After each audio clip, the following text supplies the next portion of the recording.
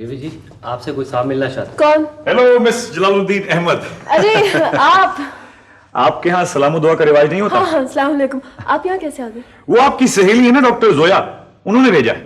जोया ने भेजा? जी हाँ, मैंने तो बहुत कहा कि देखिए अजनबी घरों में जाते हुए डरता हूँ, क्या पता कुत्ते हो और भी कई काटने वाली चीजें होती हैं, लेकिन डॉक्टर खान ने कहा कि बेधड़क चले जाओ। काम के लिए जा रहे हो, कोई रिश्ता विश्ता लेकर थोड़े ही जा रहे हो कि लोग उठाकर बाहर फेंक देंगे। भला बताइए, 2 मुलाकातों में इतनी बड़ी जुर्रत मैं कर सकता हूं भला?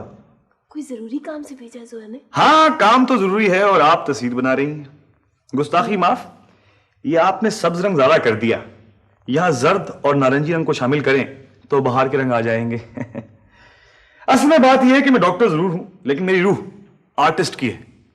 अगर अब्बा जी कान पकड़ के साइंस में ना डाल देते तो एक बहुत बड़ा पेंटर, आर्किटेक्ट, डिजाइनर, पता नहीं क्या क्या आपके सामने खड़ा होता।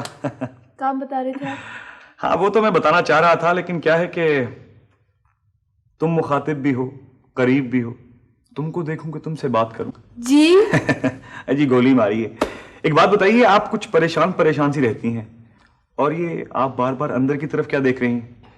बखुदा आपको देखकर उस जालिम जादूगर की कहानी याद आ जाती है जिसने एक शहजादी को कैद कर रखा था और शहजादा गुलफाम अपने जान जोखों में डालकर उसको बचाने के लिए पहुंचता है।